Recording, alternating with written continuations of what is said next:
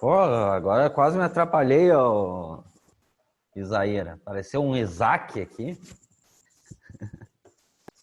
É, meu irmão. Faz mal.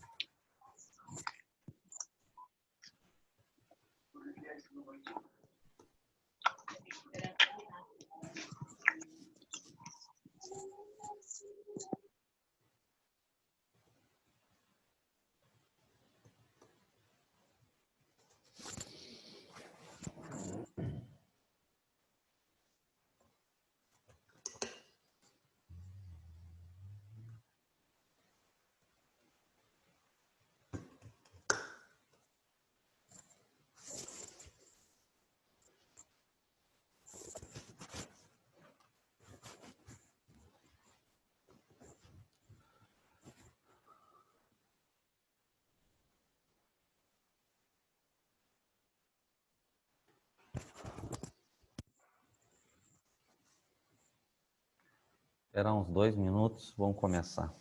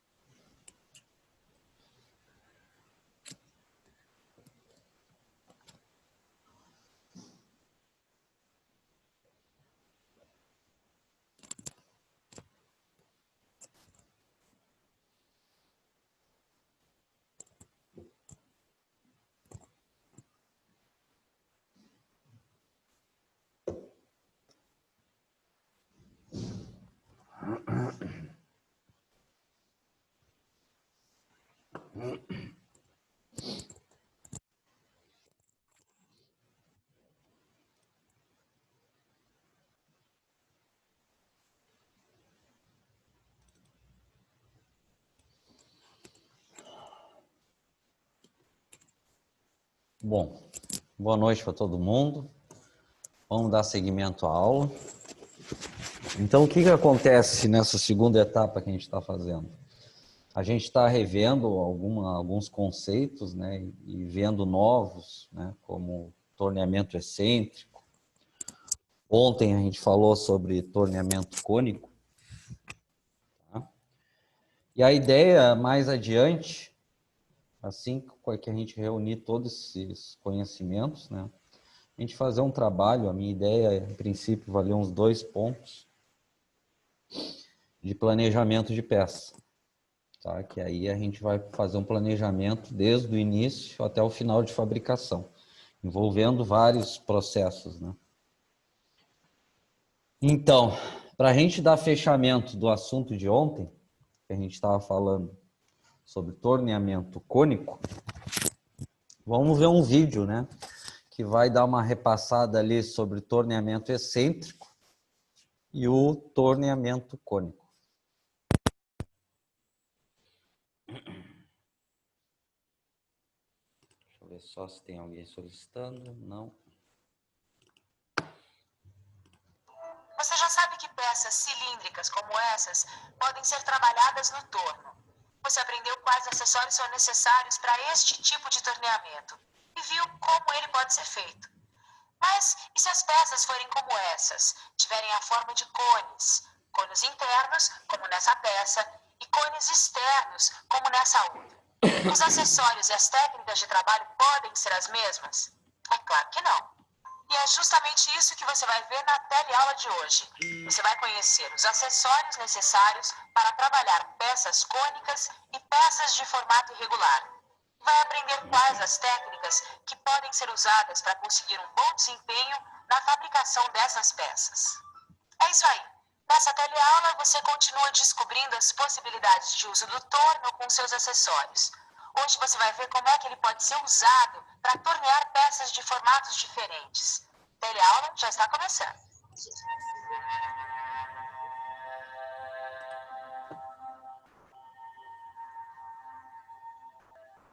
Oi, Ananias. Ô, Sérgio Gato, tudo bem? E aí, você, tá bom? Tudo bem. Eu vim aqui encomendar algumas peças. E vou aproveitar também para fazer um curso rapidinho de torneamento. Depois você põe tudo na conta da encomenda.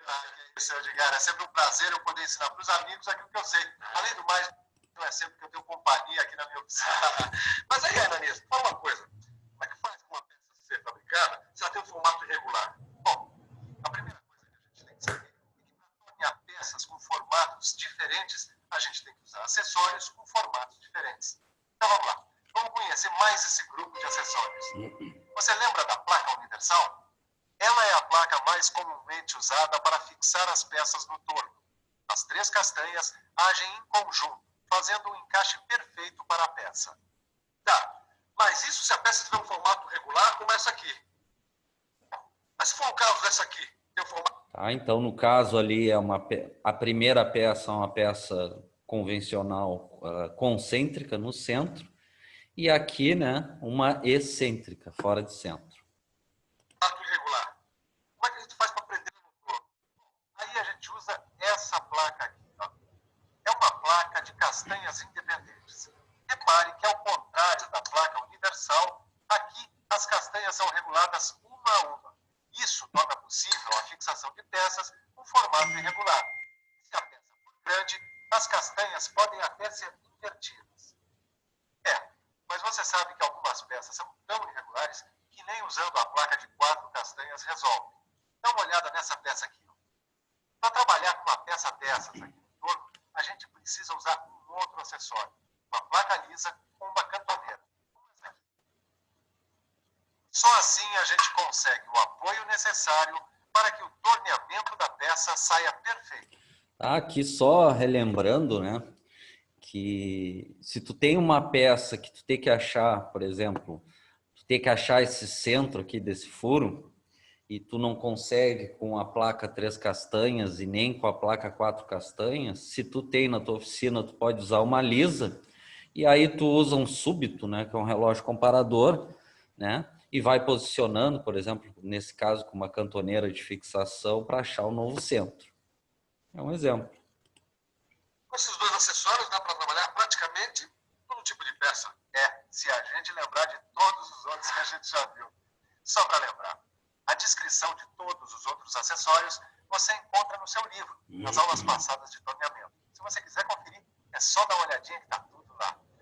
Eu queria te mostrar outra coisa. Isso aqui, tá? Para que se usa isso? Bom, isso aqui é um centro postiço. Ele serve para trabalhar peças sem face e contém um furo de centro. Como os virabrequins de automóvel. É isso mesmo, o centro postiço é utilizado para tornear o principal eixo. Aquela pecinha ali que ele chama de centro postiço, né? é uma buchinha que o próprio torneiro fabrica. Ela é mais utilizada, por exemplo, se tu quer tornear uma tubulação e tu quer apoiar na outra ponta com ponto rotativo. Então, tu engata aquela bucha, né, no furo da tubulação para dar um apoio no ponto rotativo. É um exemplo. Eixo dos motores de automóveis, como este aqui que este mecânico está consertando. E agora dá só uma olhada aqui. Aqui está o virabrequim. Dá uma olhada nessa peça. Ela está cheia de eixos excêntricos, ou em outras palavras, Peças com eixos excêntricos. Esse é o nome dado àquelas peças cujos eixos não são alinhados, ou seja, não se posicionam no centro da peça e cujas posições são alternadas conforme ela se movimenta. Cara, eu nem imagino como é que a gente consegue trabalhar numa peça como essa num todo. Ela é toda irregular.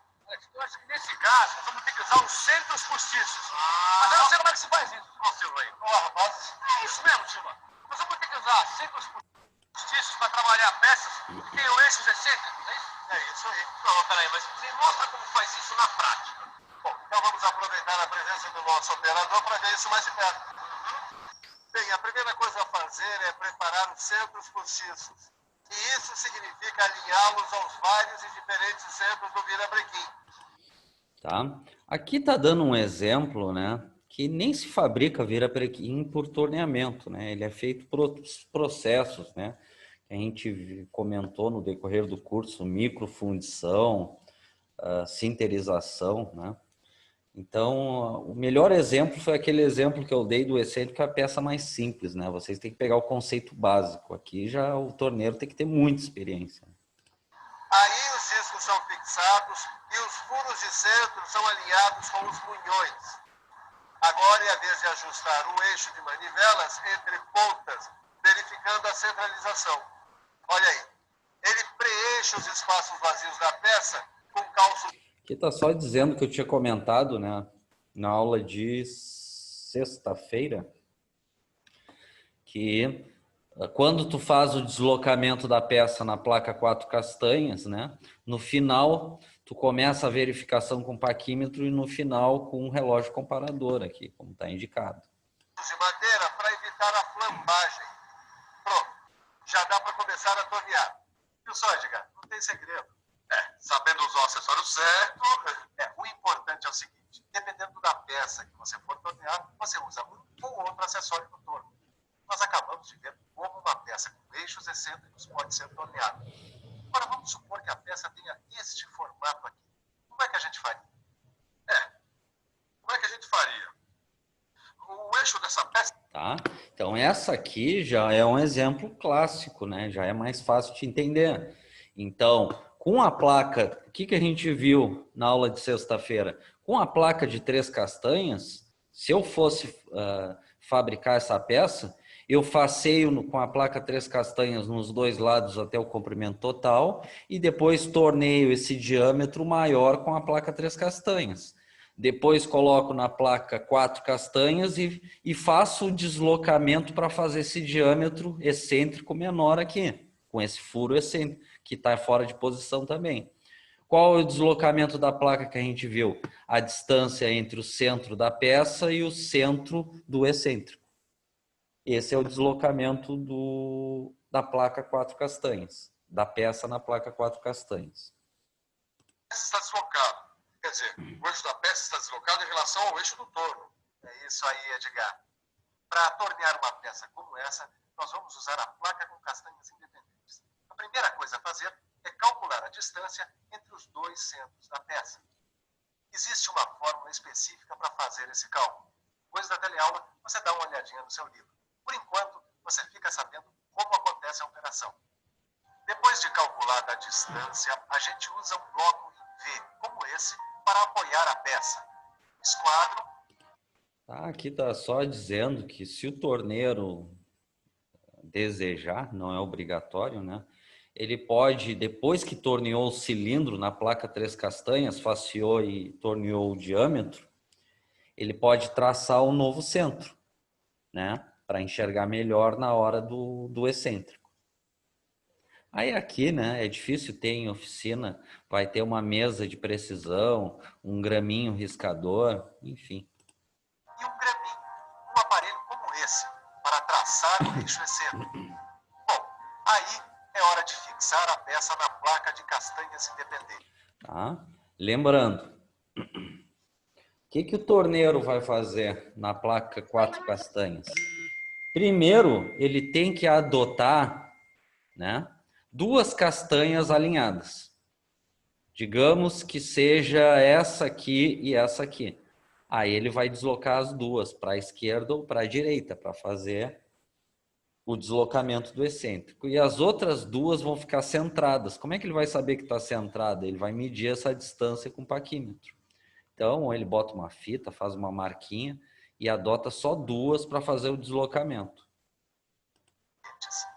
Para centralizar a peça, a gente usa a contraponta do torno e um esquadro.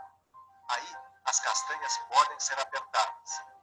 Como o eixo que a gente precisa tornear é desalinhado em relação ao eixo do torno, a gente... E aí aqui, só dizendo que se a peça for pesada, existe acessórios de contrapeso para balanceamento, porque a peça não vai girar no centro, né? Então, tu pode fazer um balanceamento com esses contrapesos. A gente precisa balancear a placa com pesos. O balanceamento está no ponto quando a gente gira a placa várias vezes e ela para em posições diferentes. Tá? Então, digamos que ele adotou essa castanha aqui e a do fundo, né? Então, ele primeiro tem que descobrir a distância entre os 2 centros da peça, digamos que seja 3 milímetros. Então, essa castanha desloca para cá, a outra no mesmo sentido, esses 3 milímetros. E as duas dá o aperto com a mesma distância, e vai verificando com o paquímetro. E ao mesmo tempo com um esquadro de precisão para garantir que a peça está a 90 graus. Aí no final ele coloca o apalpador do relógio comparador aqui e dá uma volta completa na placa com a mão.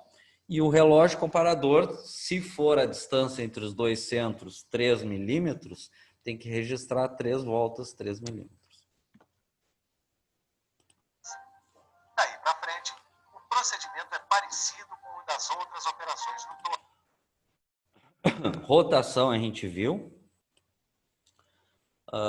São 2 rotações, uma para faceamento e cilíndrico externo com a placa 3 castanhas, que é o diâmetro maior, e depois tem que achar a nova rotação para o excêntrico, que é do diâmetro menor do excêntrico. O avanço para todos os casos é 0,1 milímetros por volta ou menos para melhorar o acabamento.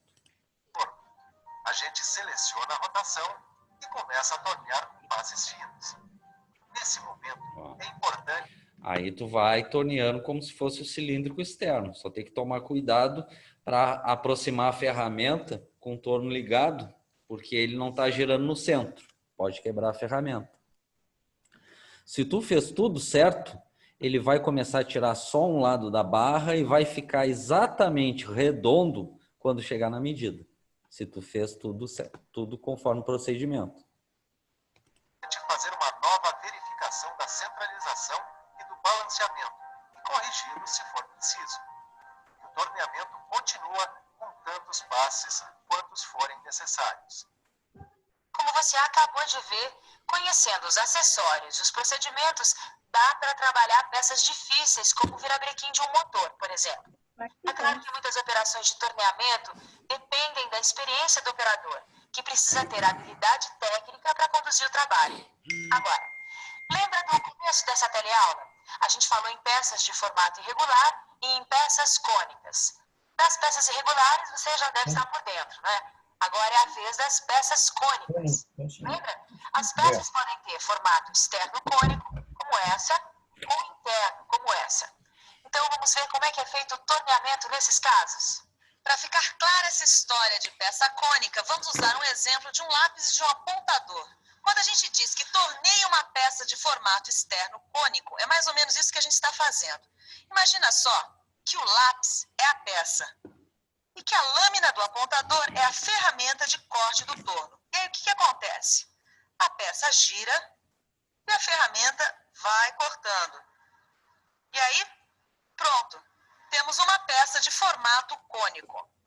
Vamos ver agora um outro exemplo, uma peça de formato interno cônico, que no nosso exemplo aqui vai ser essa tampa de caneta. Aí, a peça cônica, neste caso, é a ponta do corpo dessa caneta, que vai se encaixar direitinho nesta peça de formato interno cônico. Viu só?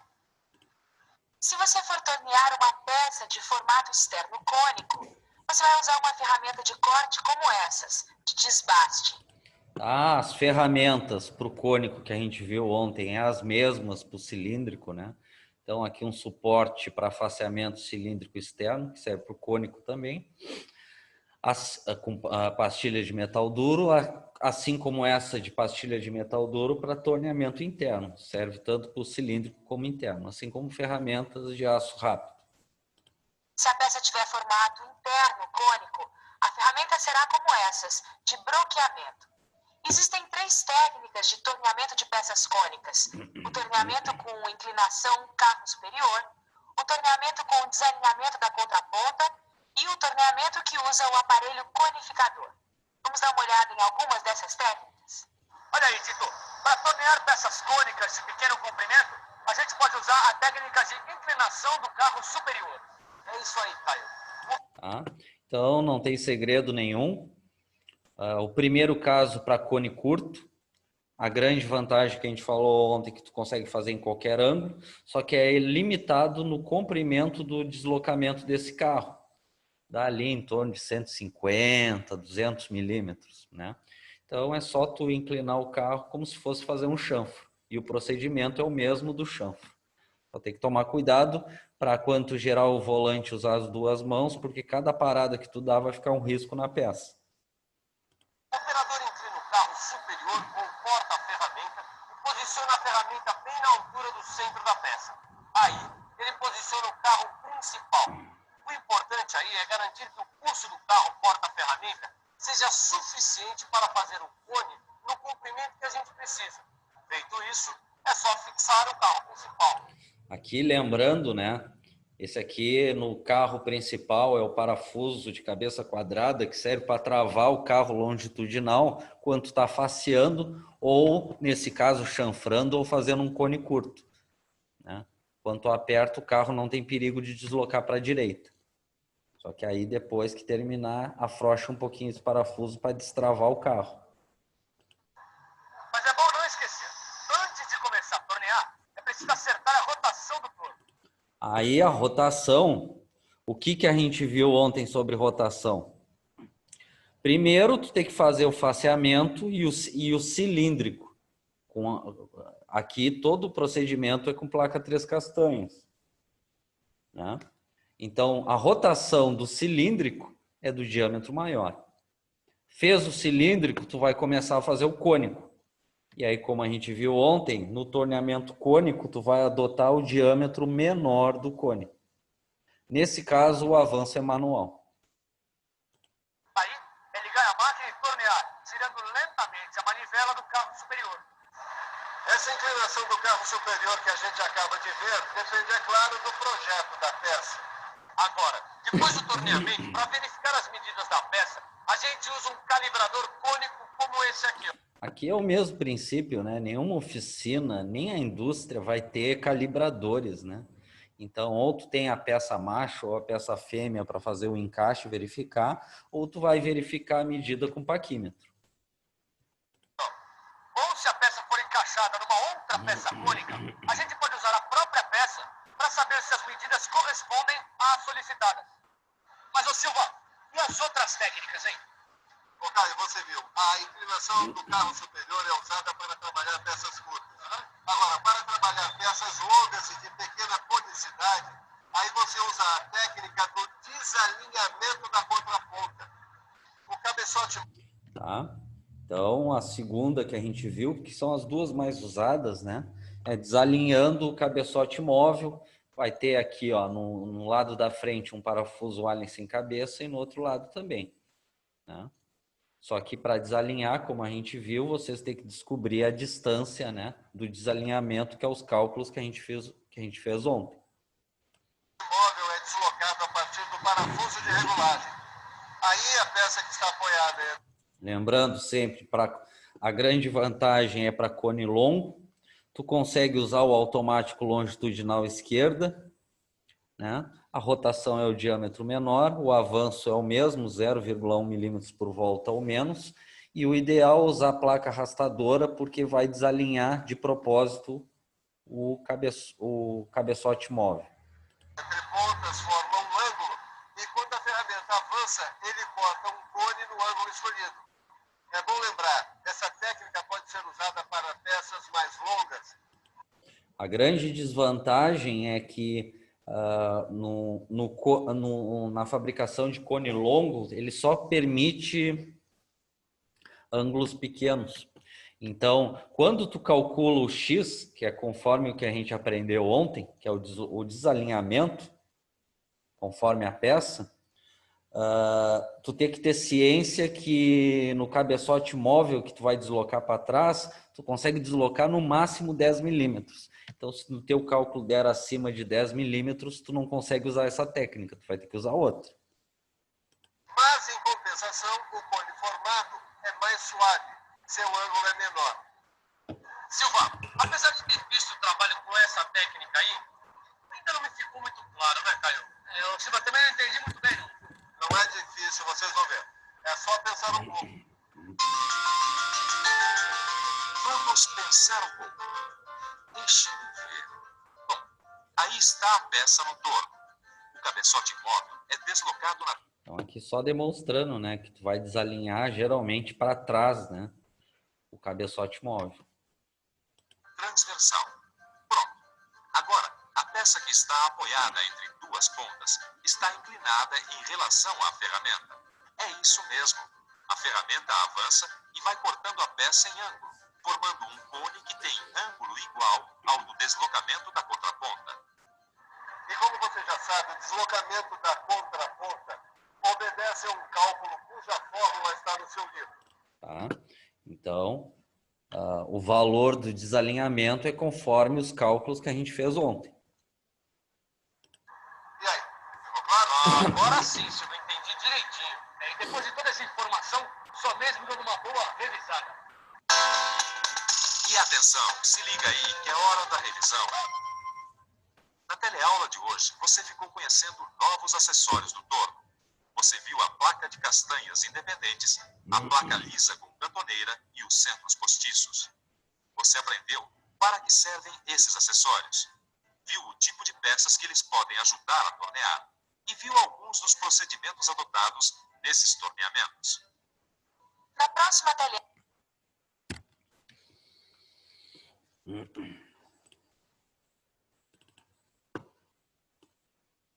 Ok, pessoal?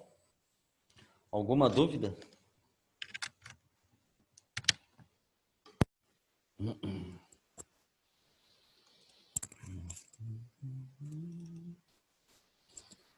Não, professor, por enquanto não. Tá ótimo, então. Então, pessoal, o que eu tô querendo com isso? Né? Vocês já estão em final de curso, né? Então, deixa eu abrir aqui um exemplo que a gente, de repente, vai começar hoje já.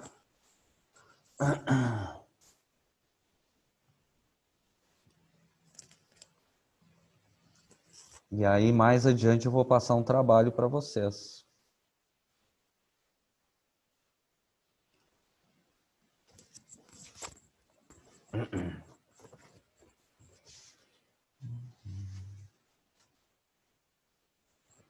Deixa eu abrir aqui para mostrar para vocês.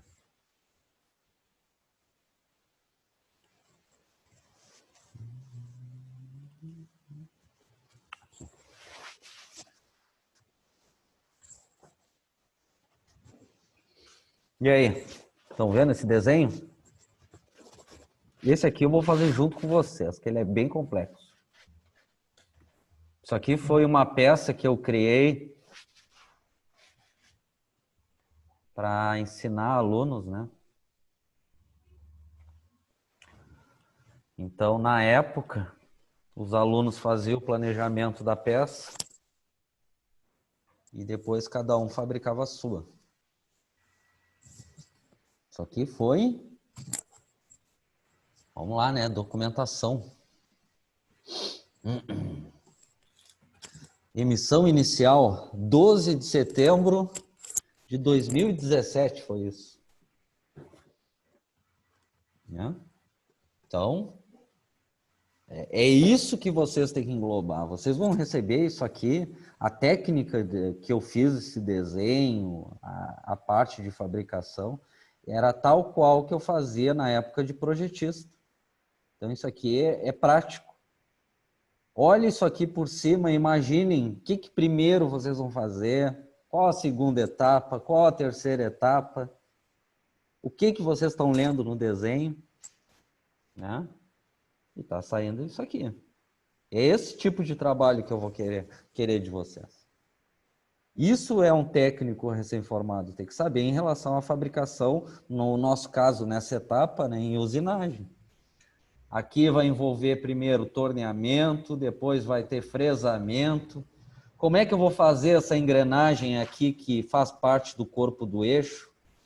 Se vocês repararem, tem excêntrico aqui. Onde é que está esse excêntrico? Como eu vou fazer? Quais as rotações? Quais os avanços? Quais as etapas de cada máquina? É isso que vocês têm que saber. Tá? Então, isso a gente vai fazendo aos poucos. E o trabalho que eu vou querer de vocês mais adiante, que eu vou estipular o valor, em princípio vai ser 2 pontos, até um pouco mais. Claro, não vou dar uma peça complexa dessa. Essa eu vou fazer junto com vocês. Vou dar uma peça mais simples. Mas é isso que vocês têm que saber. Ok? Por exemplo, a gente pode começar.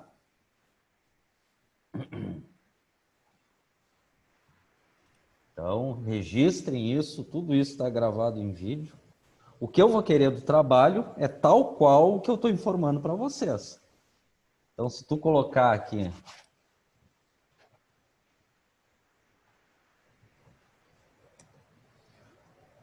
Planejamento de fabricação do eixo. Isso aqui eu quero. Então, e aí? Qual é a primeira coisa que eu vou fazer?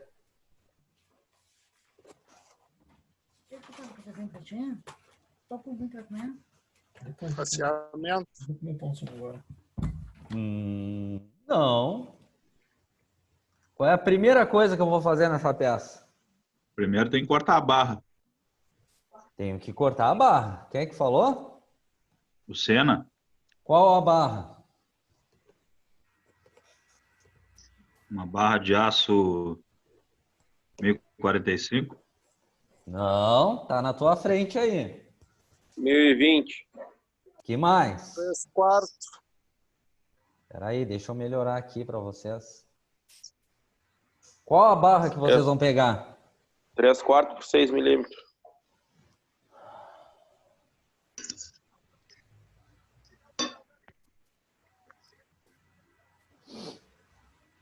Tá? Aqui tem um errinho, né? Porque não é por 6 milímetros, é por 6, foi de digitação, por 6 metros, né? A barra tem sempre 6 metros. Então, ou seria 6.000 milímetros ou 6 m, 6 metros. Mas vamos analisar. Ela é uma barra 1020 redonda laminada. Será que é uma 3/4?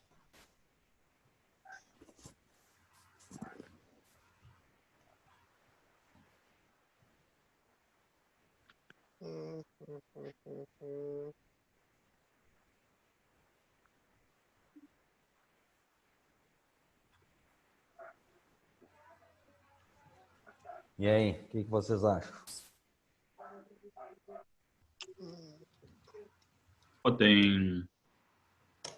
Já tem diâmetro de 23 ali, maior que 3/4.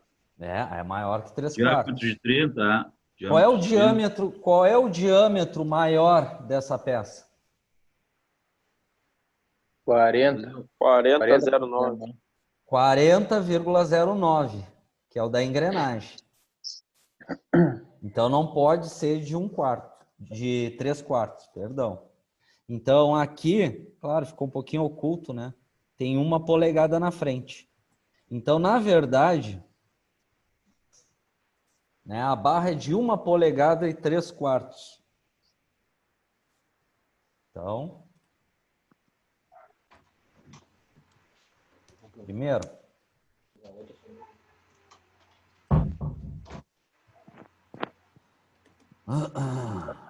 cortar, barra, redonda, sai 1020, 1 polegada, 3/4. Isso aqui, vocês convertendo, ela é uma barra de 44 com 45 milímetros. Ok? Pegaram a barra.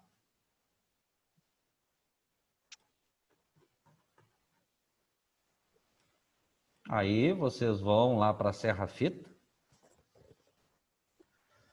Vão cortar com quanto?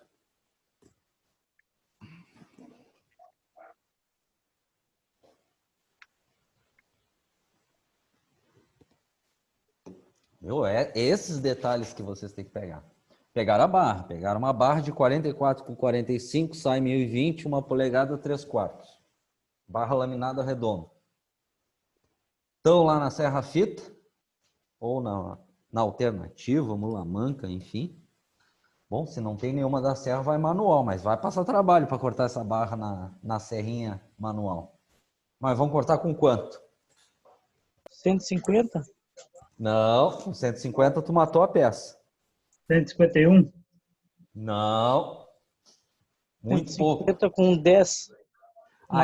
Aí tu tá desperdiçando material. Qual é o sobremetal padrão? 155. Qual é o sobremetal padrão? 5. 5 milímetros. Então vai cortar com 155. 155. Ó, pessoal, já começa aqui nessa etapa, né? Não adianta acertar tudo e cortar, por exemplo, cortou a barra com 150, a peça está morta. Cortar com 155 milímetros.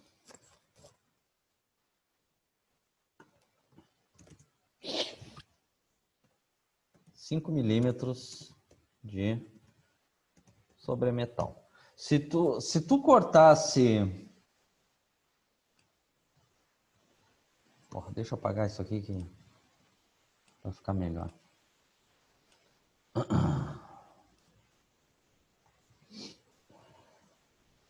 Cortar com 155 milímetros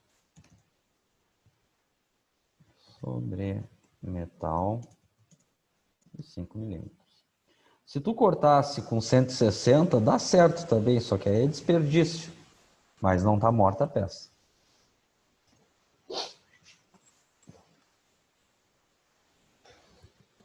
Etapa 2.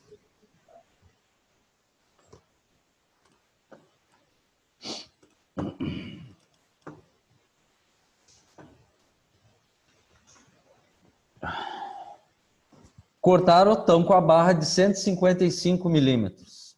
O que vão fazer agora? Faceamento. Faceamento. Vai facear com quantos milímetros?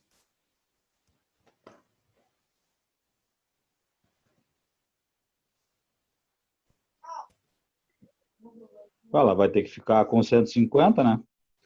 Qual a tolerância? 0,10. Mais e menos... 0,20, na verdade. Isso. Mais 0,10 e menos 0,10. De mais ou menos 0,10 milímetros de tolerância. Então, no mínimo a peça tem que ter 149,9, no máximo 150,1 milímetros. Ok? Então, lá embaixo, sem nada, com TV, sem nada, sozinha. Faceamento. 150 milímetros. Com tolerância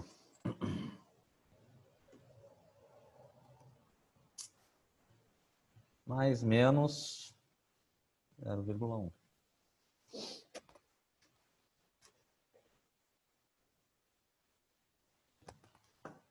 Ok? Deixa eu abrir aqui para a gente.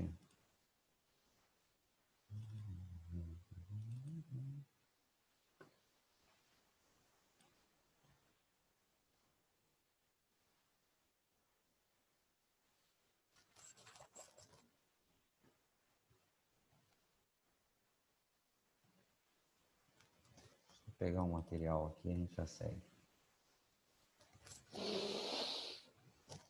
Deu. Bom, vamos facear, não vamos? Então, tá, vão organizando isso. Isso aí é só o início do exemplo do trabalho. Tá? Para o torno, vamos usar padrão, né? Pastilha tal duro. Então, a primeira coisa que a gente precisa é a rotação do faceamento. Qual a velocidade de corte que a gente vai usar? Entre 200 e 300. Qual tu quer usar, Felipe? Vamos com 200 para começar, né? Pode ser, tá certo. Para o torno convencional tá certo. Então, nenhuma novidade aqui. Velocidade de corte. 200 metros por minuto. Tá claro? Padrãozinho, mesmo esquema. Rotação. 200 vezes 1000 dividido por π. Qual o diâmetro que eu vou usar?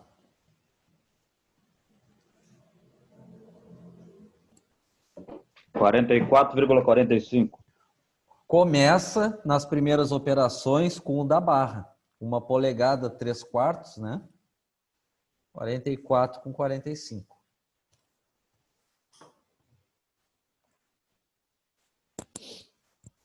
Rotação, deu quanto? 1432. Qualquer coisa, foi o Oliveira, né? Isso. Tá? Só que aí, na prática, né? O torneiro vai para o ábaco. 200 está aqui entre 150 e 230. Vai seguindo o dedão aqui, né? Até aqui, né? Entre 40 e 65. Então, 150 a 230, segue o dedo aqui. Até entre 40 e 65. Dá aproximadamente aqui, onde está meu cursor. Vai para a esquerda e no ábaco, 1.600.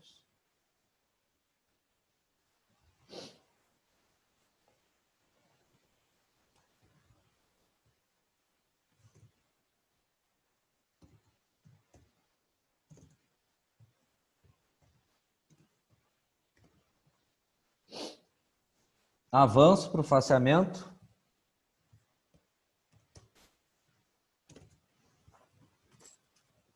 Hein? 0,1. 0,1 milímetros por volta.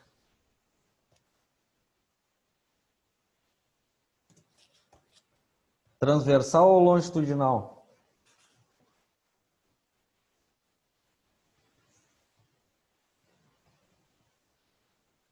O seu faceamento é transversal. Transversal. Porque cuidado, né? Na hora de regular no torno, mesmo sendo o mesmo avanço, faceamento cilíndrico externo, são duas regulagens diferentes. Tá claro aqui? Então, voltando para o nosso desenho.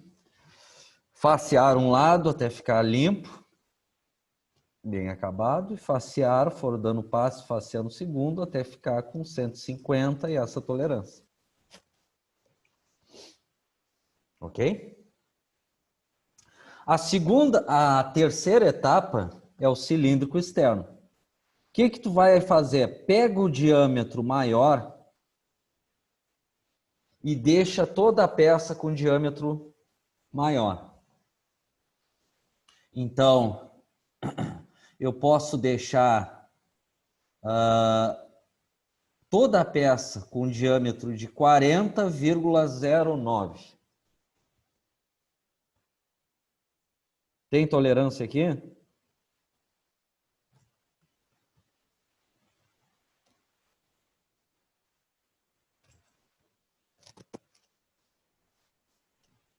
Vai ter que escolher no desenho ali, que vai ter a tolerância DIN, né? Show de bola. Sim, a tolerância é de mais 10 menos 10, não é isso? Não. Qual a tolerância, Felipe? Mais ou menos 0,15. Mais menos 0,15. Entendeu, Paulo? O diâmetro é 40,09. É de 30 a 120. Tá claro? Sim, entendi.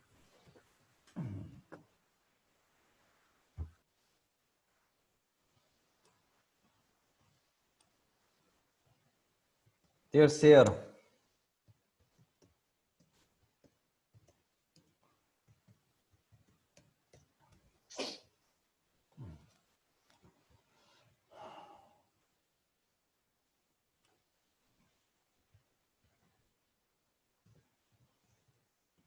Diâmetro 40,09. Tolerância, conforme desenho, mais ou menos 0,15. Qual a rotação e o avanço que eu vou usar?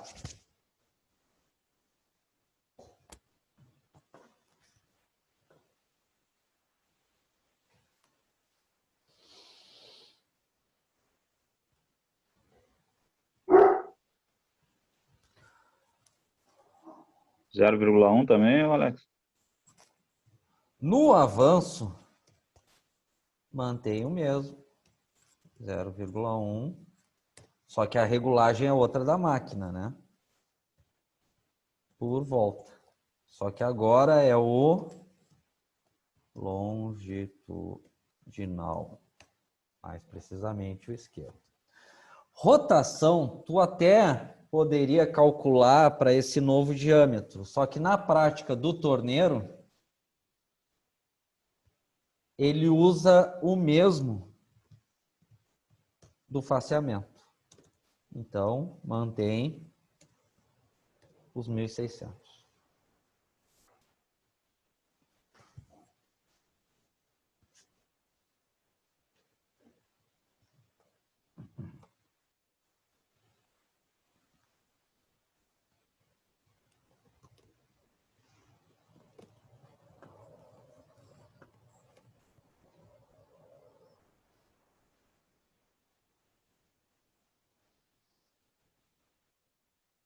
Tá? E a gente não vai fazer tudo hoje, a gente está começando. Então, usar os 1.600 RPM, 0,1 de avanço longitudinal esquerda, tornear toda ela com 40,09 milímetros com aquela tolerância. Beleza? Aí, qual é o próximo diâmetro? Não é o da rosca? Qual o diâmetro da rosca?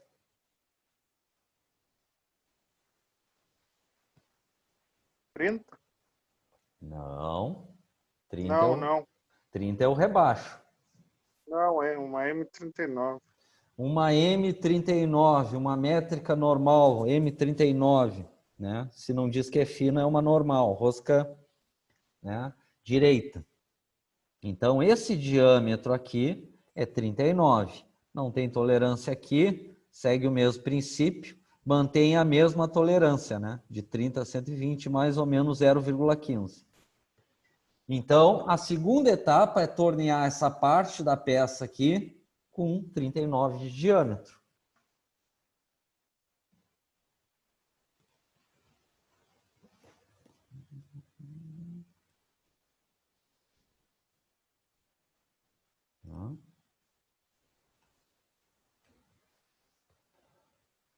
Na segunda etapa, né, o diâmetro 39 milímetros, mesma tolerância.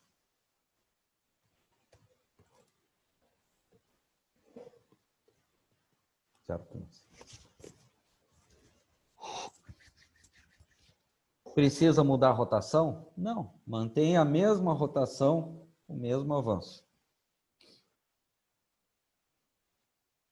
Ok?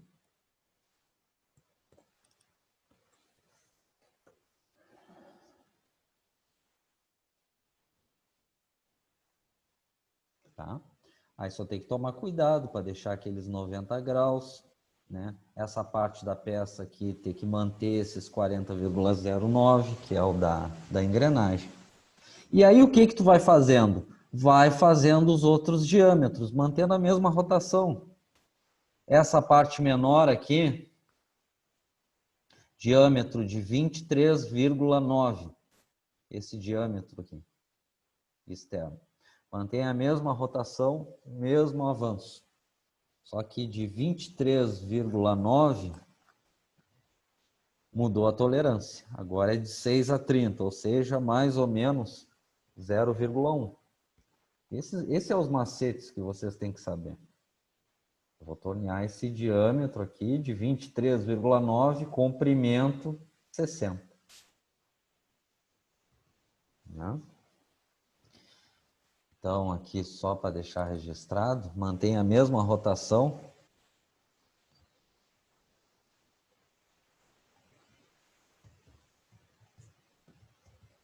Diâmetro 23,9. Tolerância mudou agora, 0,1. Vamos botar por 60 de comprimento. Né? Comprimento 60. Se eu olhar no desenho, de 30 a 120, mais ou menos 0,15 de tolerância. Hein, Alex? Deixa eu só registrar aqui que eu já respondo. Mais ou menos 0,15 de tolerância para o comprimento 60. Quem foi, o Felipe? Isso aí, para mim fazer esse último diâmetro menor, eu inverto a peça, não? Sim, tu vai invertendo. Uma coisa que é interessante, se a peça permitir, depois que tu faceou com 150, é interessante tu fazer um furo de centro em cada lado. Para te dar apoio, tu vai invertendo. Porque o que acontece? Quando tu torneou o primeiro diâmetro, o de 40,09, tu faceou até chegar perto das castanhas da placa, de preferência apoiado num ponto rotativo, e inverteu e emparelhou. Aí tu escolhe o lado, por exemplo, para fazer esse diâmetro 39, torneia. Aí depende do lado que tu está trabalhando e tu vai invertendo. Então, se a peça te permite, que como muitos casos permite, principalmente eixos, né, faz 2 furos de centro nas duas pontas, justamente para isso, para te ir invertendo. Ok, Felipe? Ok.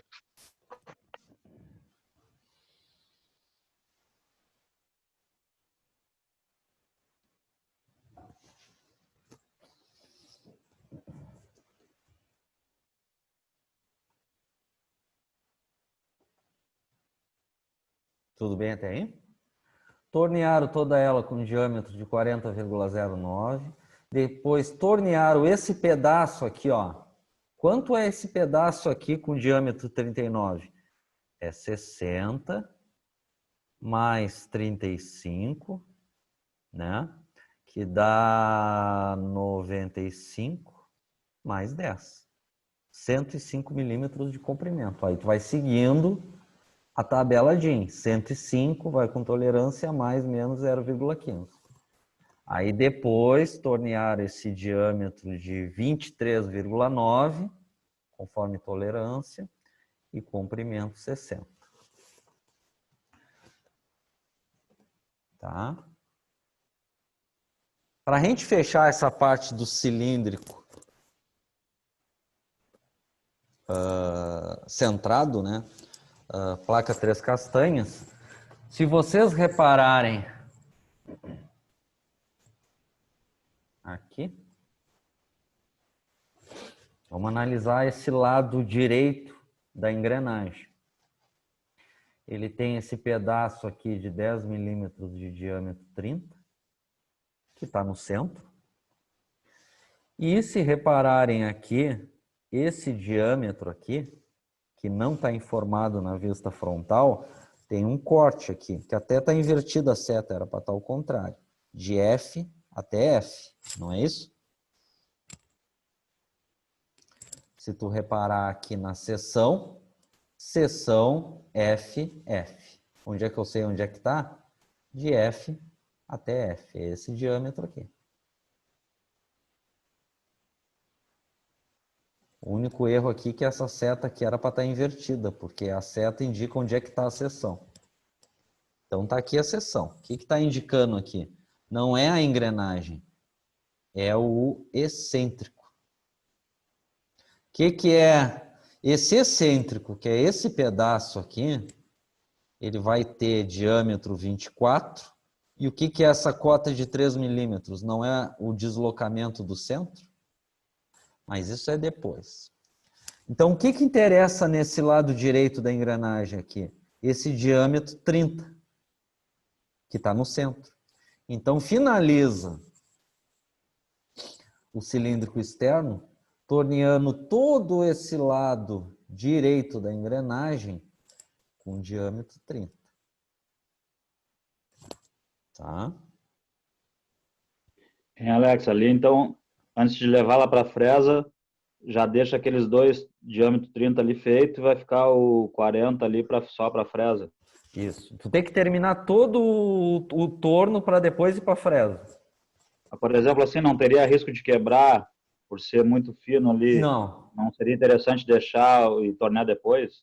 Não tem risco, não. 5 milímetros é uma distância boa para a fresadora. Mas chega a acontecer, por exemplo, em algum tipo de engrenagem, de primeiro tu fazer os dentes, depois ter que tornear, ou sempre se torneia primeiro? Não, sempre se torneia primeiro. Até em linha de produção depois que eu acompanhei, a primeira é sempre tornear, torneia tudo que tu tem que fazer, depois vai para a fresadora. Ok. Só caso muito especial, mas particularmente eu nunca vi, até em linha de produção. Tá? Então, só para fechar essa parte aqui, porque essa parte é mais básica, a gente está forçando aqui, por isso que é interessante essa aula, para te forçar a interpretação do desenho também. Esse diâmetro 30 aqui, que é no centro, a gente está seguindo no cilíndrico externo, tem 10 milímetros aqui, 10 milímetros aqui do excêntrico, mais 20. Então, o comprimento daqui até aqui é 40 milímetros. Então, tu vai fazer esse último cilíndrico externo aqui. Tu viu que tu está otimizando. Tu faz faceasse tudo, faz todos os cilíndricos externos. Então, esse aqui de diâmetro 30, comprimento 40. Ok? Então, só para a gente fechar essa etapa aqui. Qual a rotação e o avanço? A mesma. 1.600 RPM, 0,1 milímetros por volta de avanço. o diâmetro 30.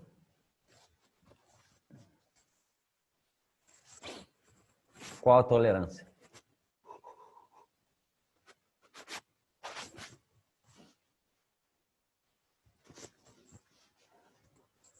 Zero Mais quinze, ou mais ou menos menos. 0,1. Não, o Senna falou certo. Falou assim. A resposta é mais ou menos 0,15, não 0,1, porque aqui está escrito, ó. Não, desculpa, é o contrário. O Felipe está certo. É, ao contrário, Felipe tá falando. O Felipe está certo. Por que o Senna não está certo? Porque o de 0,15 diz aqui, ó, acima de 30. O 30 não inclui. Então, como disse o Felipe, acima de 6 até 30. Então, a tolerância do 30 não é 0,15, é 0,1. O Felipe tá demais hoje. Porra, tá louco. Tô querendo hoje. Tá querendo hoje. Veio assim. 0,1. Né? E para fechar essa etapa, por 40 de comprimento, né? Vamos botar aqui tolerância, aí, agora sim, né? 0,15 porque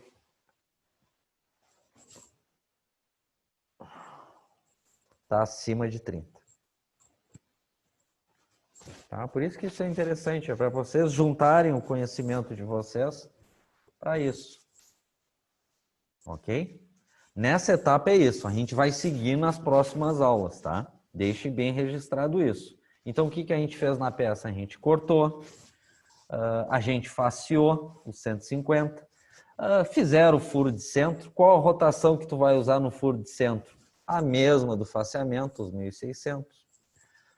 Deixaram toda ela com diâmetro 40,09, depois com um comprimento de 105 milímetros, que é o 60, 35 e 10, deixaram essa parte com 39, depois deixaram esse comprimento de 60 com diâmetro 23,9 e no outro lado deixaram esse diâmetro de 30 por comprimento 40, conforme tolerância. Tá? Detalhe.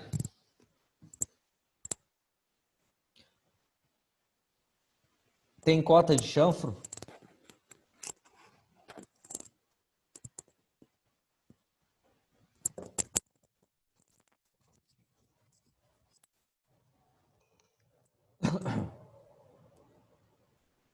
Sim, não? Pode dizer, pessoal. Não precisa ter medo de errar. Essa é a ideia. Hã? Eu acho que tem, porque ali é de 0,5 até 3, não, correto? Estou errado. Aonde diz isso que eu não estou achando? Ali as tolerâncias ali entra para chanfro também? Não. Aqui, só se tivesse cota de chanfro. Lembra que Ah, cota de chanfro é aquelas que aparecem, por exemplo, assim, 2x 45 graus. 1 vezes 1x 45 graus. Isso é cota de chanfro. Não tem. Mas você sabe, no torneamento, todos os cantos vivos, ó, tem esse, os outros não, porque a gente não terminou. E essa ponta aqui do diâmetro 30, tem que chanfrar. Então, tu pode, como não tem cota, tu pode chanfrar com 1 milímetro. Coloca o carro orientável em 45 graus e chanfra as pontas com 1 milímetro de comprimento. Ok? Então, só para fechar aqui essa etapa. Chanfrar. Claro, aí entra a experiência. Tem torneiro que bota até meio milímetro. É a olho. É só para quebrar o canto vivo. Ok? Rotação, a mesma. 1.600 RPM.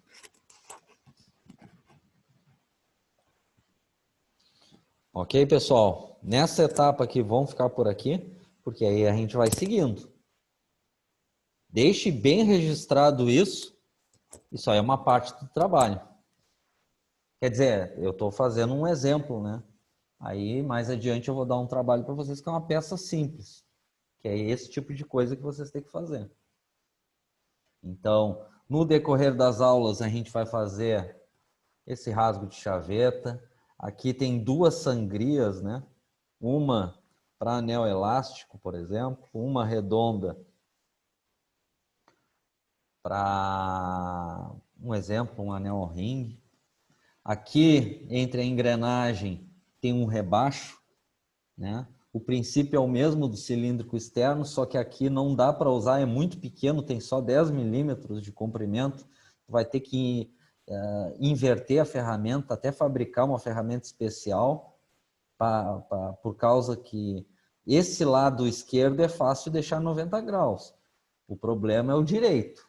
Aí, muitas vezes, tu tem que usar uma ferramenta de aço rápido e inverter a fiação. Assim como a gente vai falar de fresamento mais adiante, como é que vocês vão planejar essa engrenagem e regular a fresadora universal? Né? Assim como depois, antes da gente ir para a fresadora, tem que fazer esse excêntrico, tem que fazer esse rebaixo aqui, de diâmetro 15,88, assim como lá no final tem que fresar esse quadradinho aqui de 10 milímetros, é um quadradinho de 11 milímetros por 10 de comprimento na fresadora. Ok? Depois, tá? Esse é o início.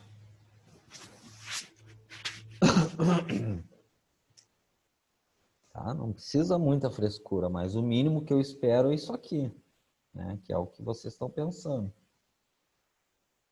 Né? Então, os cilíndricos externos usaram a mesma rotação do faceamento, usaram o avanço de 0,1 milímetros por volta no longitudinal, assim como a mesma rotação para os chanfros, e é isso. Tá? Vamos fazer uma chamada para fazer um intervalo. Nessa parte do exemplo do trabalho, a gente vai parar aqui. A gente fez corte, faceamento, cilíndrico externo e chanfro. E os dois furos de centro. Justamente como o Felipe falou, para inverter a peça e ter apoio. Né? Bom, vamos fazer uma chamada aqui. Adão. Não veio. Bruno Freitas. Não veio. Carlos. Aqui. Diego Oliveira. Aqui. Johnny. Não vi o Johnny hoje. Não veio. Douglas. Não, por enquanto Douglas Opa, não. tô aqui. Tá aí? Tô.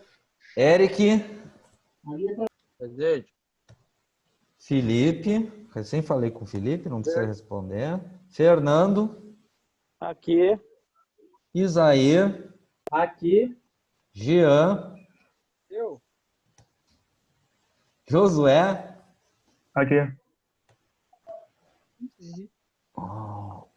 O Ortiz não veio hoje. Sena. Aqui. Luan. Aqui. Vai ficar até o final hoje, Luan? Não, tem que trabalhar, cara. Tá, tranquilo. Aí vale o esquema. Vou te mandar o comprovante pra gente do horário aí. Não. Isso aí é serviço da secretaria. Não, vamos fazer o esquema. Meio mais meio é 1. Aí tu vai justificando a secretaria. Ok. Lucas. Lucas não veio. Marcos. Aqui. Maurício não veio. Paulo. Tô aqui, professor. Só lhe escutando. Rafael Garcia. Eu não vi o Rafael Garcia hoje. Rafael Garcia não veio. Rafael Luiz. Eu. Rafael Paz. Super. Ronaldo. Eu. Selemias não veio. Tainã. Aqui. E Walter? Aqui. Tá. Então, aconselho a anotar isso aqui. Então, se vocês repararem, peças que envolvem torneamento e fresamento, enfim, o início é isso aqui. Não vai mudar muita coisa. Tá? Então, registrem isso. Qualquer coisa vai estar no vídeo disponível a partir da manhã às 7. Então, são 8h12, 13. 8h33 nos encontramos. Feito, pessoal? 20 minutinhos para a gente dar uma respirada. Feito, professor. Até daqui a pouco.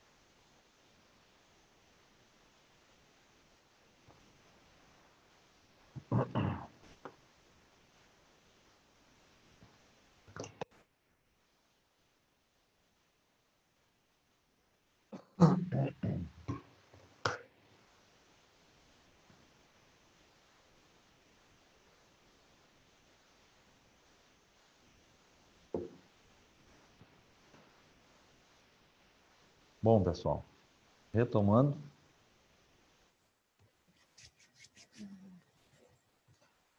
Então, assim, ó.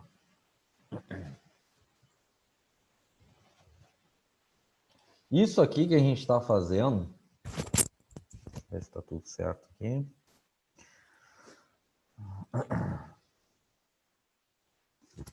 Né?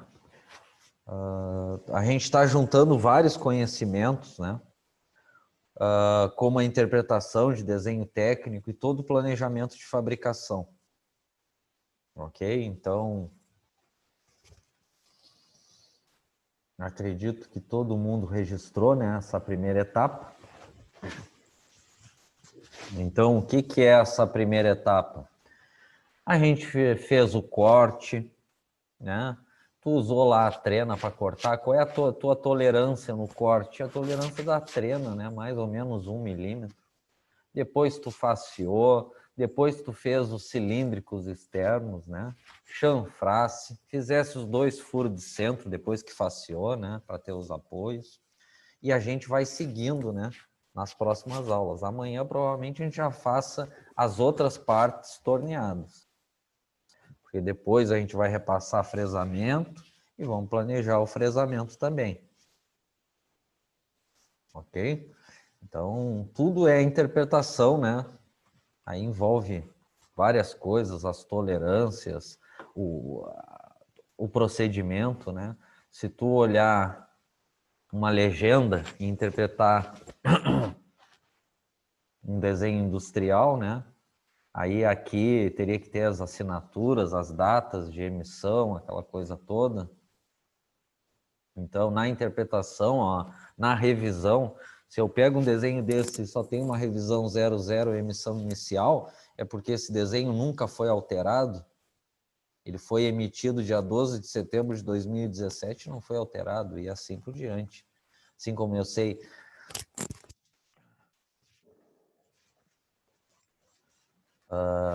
que esse desenho está em 1º de Edro, né, nas interpretações do desenho e assim por diante.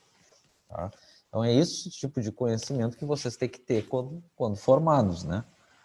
Todo esse planejamento. Ok? Ontem enviei para vocês, né, a tabela de velocidade de corte do fresamento. Guardem bem ela, que no futuro próximo a gente vai utilizar ela. Tá? Inclusive para o fresamento, né, dessa peça. Que tem aqui por baixo aqui 3 fresamentos. 3 tipos de fresamento tem. Ok? E depois, acho que mais tardar até umas 10, 11 horas, eu vou enviar esse desenho para vocês no WhatsApp do grupo. Ok? É para vocês olharem com calma depois. Então, seguindo na nossa apostila, página 25.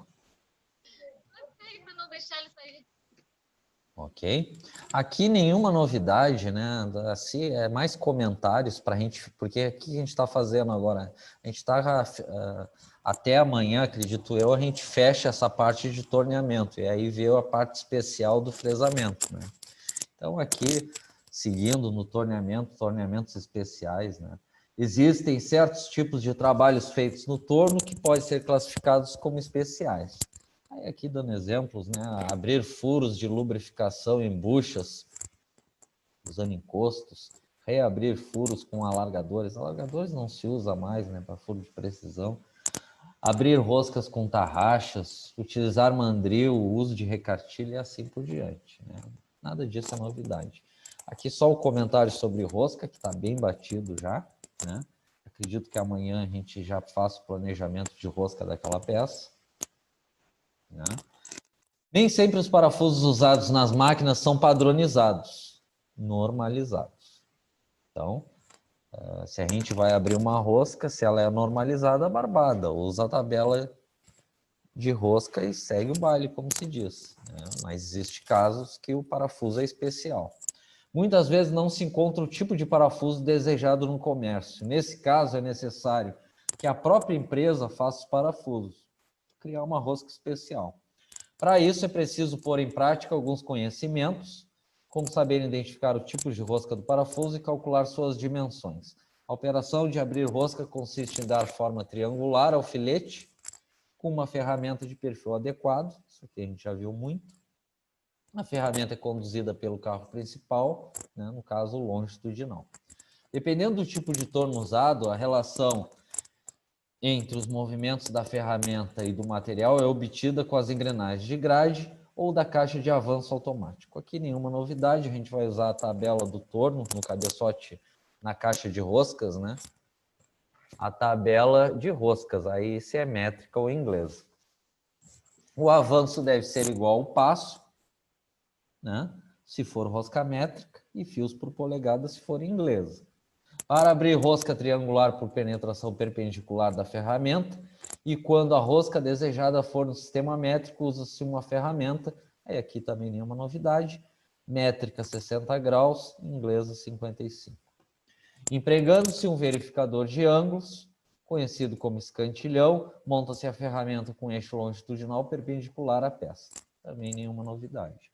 Quando a profundidade fixada pelas normas de roscas é atingida, o diâmetro menor, isso aí a gente vê no planejamento provavelmente amanhã, e por meio de verificadores adequados, isso aí a gente já comentou, o uso do escantilhão em pente rosca, a abertura do filete triangular é concluída. Então aqui só uma imagem, né? Dizendo que uma das funções do escantilhão é o posicionamento da ferramenta em relação à peça que fique a 90 graus. Tá? Para resolver os cálculos é necessário seguir todas as seguintes notações. Então isso aqui, eu não me lembro se eu dei aula de elementos de máquinas para vocês, mas com certeza em fabricação 2 eu falei quando a gente falou de rosca. Quando tu tem que fabricar uma rosca num torno e não tem nas tabelas, né, nas próprias tabelas de rosca, na parte superior, isso aí a gente exercita amanhã, tem fórmulas que é para te dimensionar a rosca, para te saber as dimensões na hora de fabricar no torno. Então aqui só rosca métrica, a triangular pode ser normal e fina, né? O que é isso aqui? Nenhuma novidade, é só a nomenclatura da rosca, né? P é passo da rosca, né?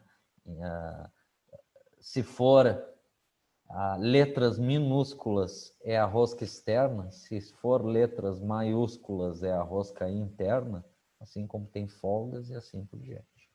Então isso aqui, amanhã a gente repassa a gente faz o planejamento daquela M39,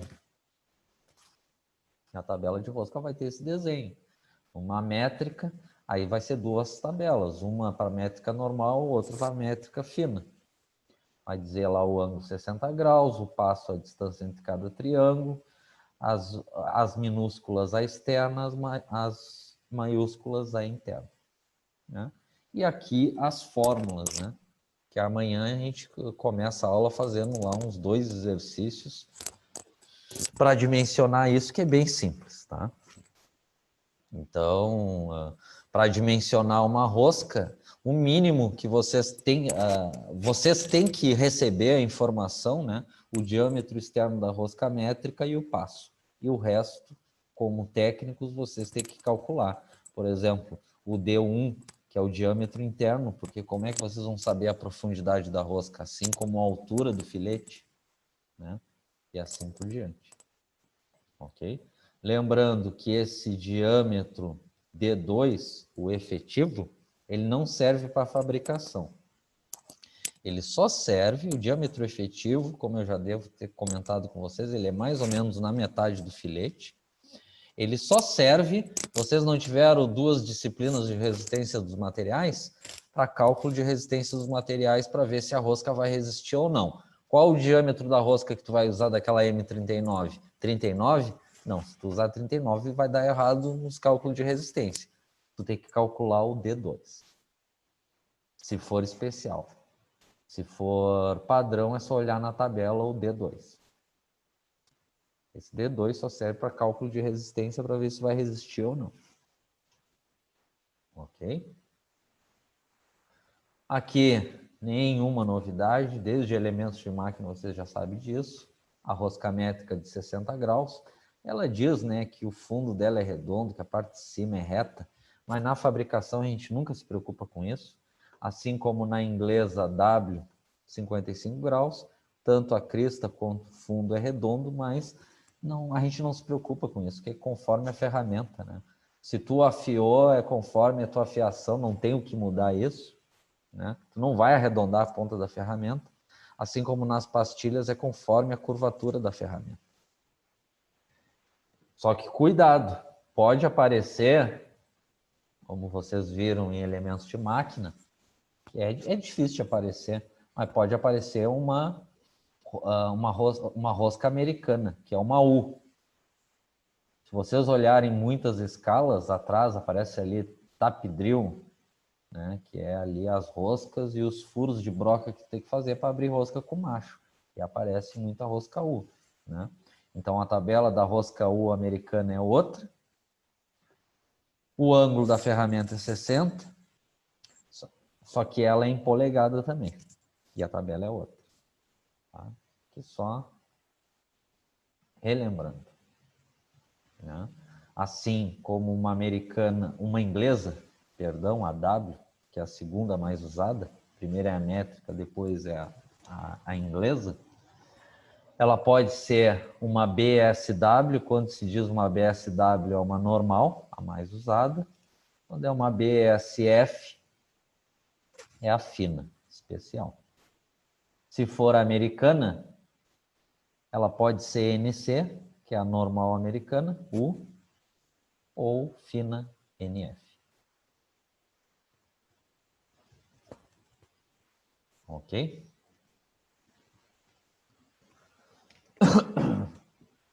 Seguindo aqui, também nenhuma novidade, né? Aqui, seguindo no assunto, qual é o assunto dessa parte? É quando vocês têm que fabricar uma rosca que não existe. Antes de iniciar os exercícios, é preciso saber quais os procedimentos para determinar o passo de rosca ou o número de fios por polegada. Vamos usar o pente rosca, tá? Aí, mesmo princípio do pente rosca, na métrica, o número que aparece na lâmina é o passo, e na inglesa W é fios por polegada. Verificar qual a lâmina do pente de rosca se encaixa perfeitamente nos filetes de rosca. A lâmina que se encaixa vai indicar o passo, se for métrica, e fios por polegada, se for a inglesa. Vimos que no lugar do pente rosca, você pode usar uma escala para medir. Isso aqui é complicado, né? Isso aqui é uma baita de uma gambiarra, né? Se tu não tem um pente rosca, é uma aproximação, né? É tu pegar uma régua, uma escala e medir quantos triângulos tem a cada 25,4 milímetros. É complicado, né? Você divide a medida encontrada por 10 para encontrar o passo da rosca. Isso se a rosca for no sistema métrico. Se ela for no sistema inglês, você deve verificar quantos filetes cabem a cada polegada na régua, na escala. O resultado, portanto, será o número de fios por polegada. Não tem sentido, né? Porque tanto um escantilhão quanto pente rosca, por uma empresa, é irrisório o preço para comprar. Tá? Aí, sempre que eu digo, né? Se vocês querem descobrir uma rosca, primeiro usem o pente rosca e finalizem medindo com paquímetro o diâmetro externo, que vocês descobrem qualquer rosca. Tá?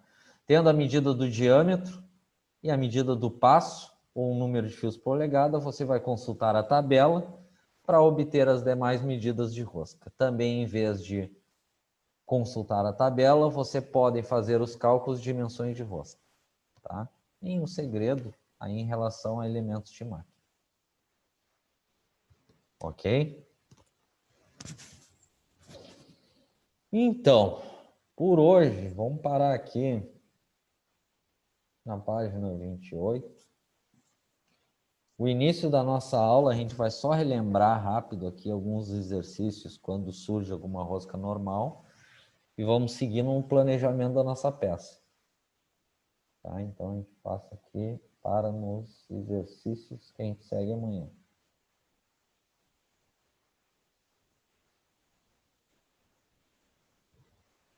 Rosca. Alguma pergunta? Certos que não? Agora não. Tá? Então, não tem segredo isso aqui. A gente vai olhando e vai seguindo no nosso exemplo lá para o trabalho depois. Então, Adão não veio. Bruno Freitas não veio. Carlos. Aí. Diego Oliveira. Que? Johnny não veio. Douglas. Eric. Presente. Felipe. Opa, presente. Fernando. Presente. Isaías. Aqui. Jean. Eu.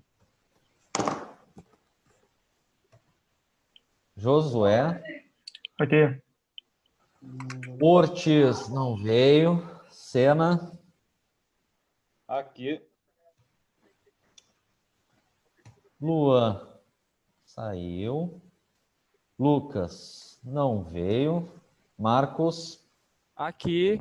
Maurício não veio. Paulo. Estou lhe escutando, professor. Rafael Garcia não veio. Rafael Luiz. Rafael Luiz. Ó, pessoal, para receber presença tem que responder as duas chamadas. É igual lá o do caso do Luan, né? Meio mais meio não é 2 horas de aula, é 1 hora. Rafael Paz. Ronaldo. Eu. Selemias não veio. Tainã. Aqui. E Walter. Tô aqui.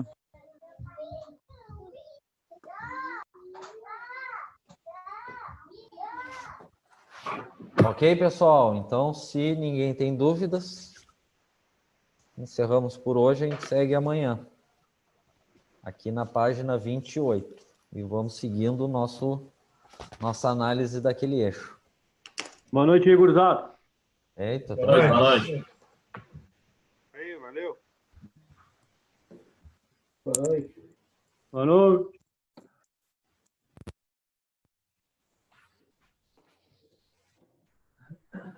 O Felipe já está dormindo ali já, né?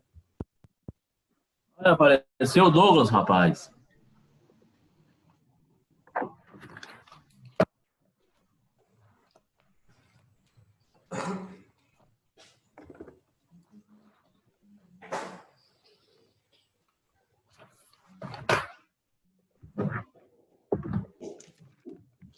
E aí, meu? Qual é que é?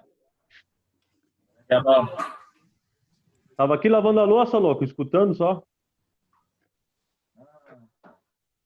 Ah, é? Tem que se virar, né? Boa noite, gurizada. Vamos seguir. Vou lavar uma roupa.